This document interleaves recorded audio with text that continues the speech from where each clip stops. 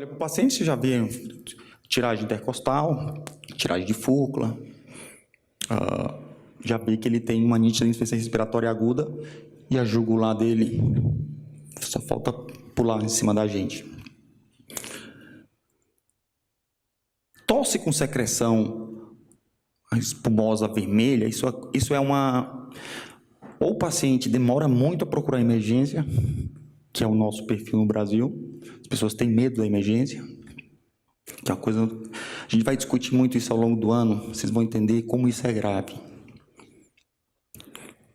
A gente deixa de diagnosticar os casos mais importantes. Os mais importantes não são as paradas, não é aquele paciente com choque séptico que chega morrendo, não é aquele que chega, uma cefaleia súbita, chega com Glasgow 3, que correm 20 pessoas em cima desses casos. A gente não faz quase nada, infelizmente. Agora, aquela dorzinha torácica não vai na emergência, nem a pau. Isso é gravíssimo.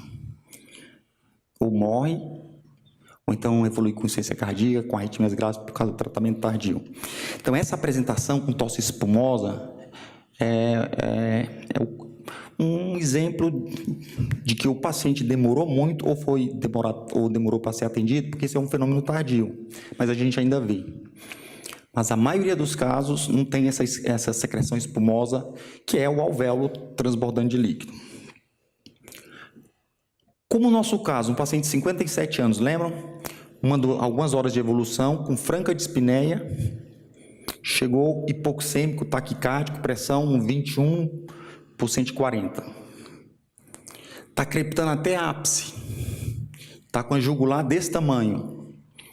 O que vocês acham? Como que está a fração de ejeção ventricular esquerda? Ele está com edema pulmonar agudo cardiogênico. O coração dele está péssimo.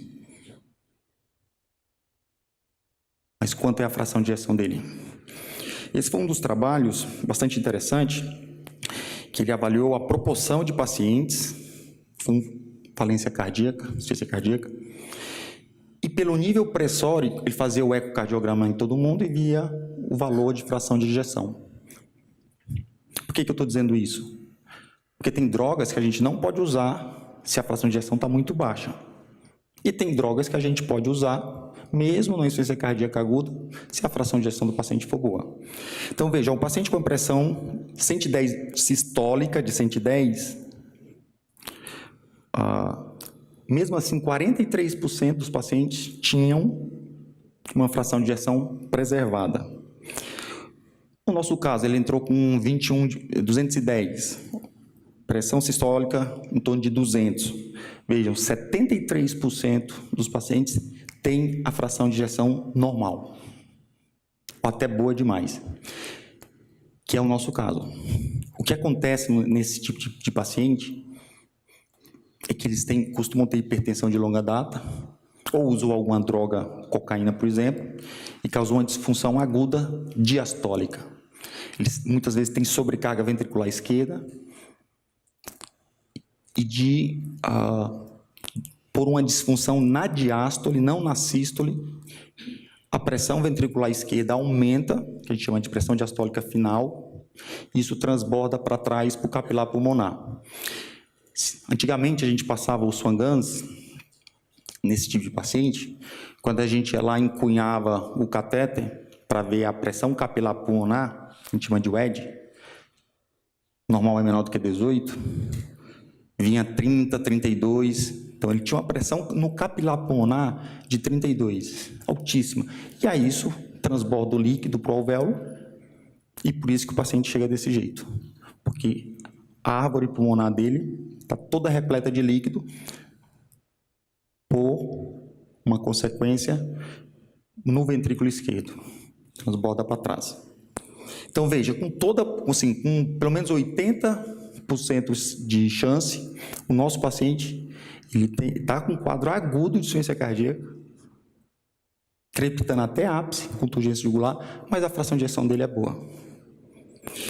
E é isso que também eles chamaram a atenção. Na última aula da manhã, a gente vai ver que os pacientes que chegam com falta de ar, com crepitação pulmonar, turgência jugular, normalmente, se eles forem se pesando todo dia, ou algumas vezes por semana, eles começam a ganhar líquido, 1 quilo, 3 quilos, 5 quilos, vai piorando a falta de ar e chega na emergência com falta de ar. Esse é um fenótipo diferente. Ele tem alguns dias de evolução, ganha líquido, muitas vezes com edema inferior. Nesse tipo de paciente que eu estou discutindo com vocês, que a gente tem que desvincular uma condição da outra, os pacientes não costumam ganhar muito peso ou nenhum peso e chegam com falta de ar. E já se sabe que não é o acúmulo de líquido durante dias que é a causa. Isso pode acontecer também em um paciente, por exemplo, que já vinha acompanhando no nefro, creatina de 2, depois para 3, de repente ele chega numa situação como essa, pode acontecer, mas não é o mais comum. O que acontece nesse nosso paciente? Aqui para demonstrar o coração, o sistema venoso, pré-carga. Essa imagem é tudo que a gente precisa na vida. O resto pode esquecer. A gente só vai sofisticando, mas não precisa não. Se a gente imaginar que o coração ruim, o sangue, o retorno venoso é dificultado, essa pressão venosa é aumentada e a pós-carga, que é a pressão arterial, ela também influencia, porque o coração ele tem que bombardear o sangue contra um gradiente pressórico. Obviamente, se ele começa a ter disfunção, em algum momento ele vai ter que trabalhar mais para vencer a pressão e não consegue. Então, isso é mais ou menos o que acontece. O que eles viram é que, de alguma maneira, em poucas horas, existe uma brutal liberação de hormônios. E aí vai, sistema de angiotensina, aldosterona, endotelina, tromboxano, acredita-se que tem um sequestro de óxido nítrico. Isso aqui só para ilustrar o seguinte, por uma série de razões, de repente, esses vasoconstrictores atuam aqui no sistema arterial, vasoconstricção arterial, aumenta a pressão, e acabam agindo também nas veias com venoconstricção. E a pressão venosa central sobe rapidamente. Tudo bem? E é exatamente esse fenômeno que acontece. Esse é um artigo muito interessante, que ele mostra que, na discussão, que essa vasoconstricção arterial e venosa, elas acontecem, acaba aumentando a pós-carga, acaba aumentando a pressão venosa capilar pulmonar, isso acaba se transformando num aumento na pressão venosa no capilar pulmonar, extravasamento de líquido. E por isso que isso aqui é chamado de uma destruição aguda, uma lesão aguda de órgão-alvo. Assim como a isquemia miocárdica, assim como a encefalopatia hipertensiva, assim como a síndrome aórtica aguda com hipertensão, assim como o acidente vascular cerebral com hipertensão. Nós vamos discutir em novembro. E essa situação, que nem precisaria dizer isso aqui, porque o paciente chega quase morrendo.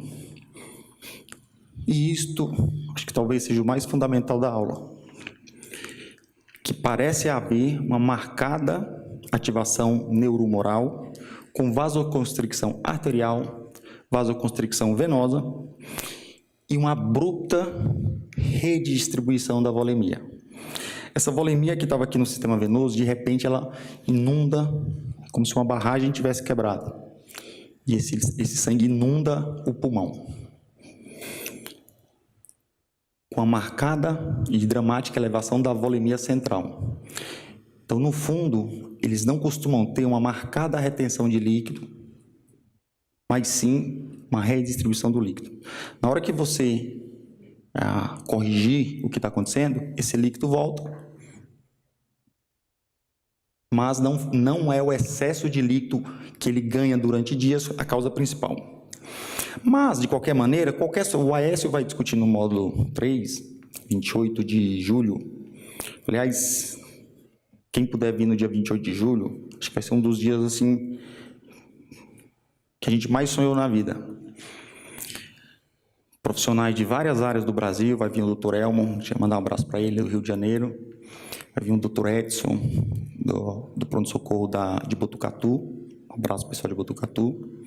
O Aécio Goz, que é o chefe da residência de emergência do Hospital São Paulo. O Dr. Renato Tambelli, que é o coordenador da emergência do Hospital das Clínicas da FAMEMA, Marília.